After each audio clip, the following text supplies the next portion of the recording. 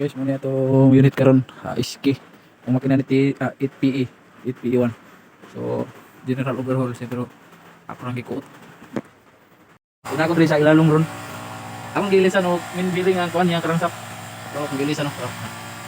Ana. Na. O ara yang biling. Okay. Ito pang ban. Tuwin biling ha.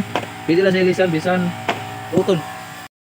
Pitpita na ba na bayag? Sige palagto, baka di kayo na-inform na ngayon ay halimaw na yung batang uhugin na dati nyong in-ignore. Bilang patunay na di kayo bagay ihanay sa dati nyong in-small. Ngayon sa lakas kapag bumundol, yan ay hanggang Japan pag nagpalindol. Kamusta lahat ng mapagmaliit? Ngayon yung subukan manlait ulit. Ganyan lang talaga yung mga inggit, galit na galit sila sa malulupit. Kaya pasensya pag may nahagip, sarap ba sa piling ano masakit? Ganyan talaga paglaban sa loob mong humanga at pagtakot mong bumili. Puta diba napakasakla? Ginigiit na wala kong talento pero isa ka sa napalakpak.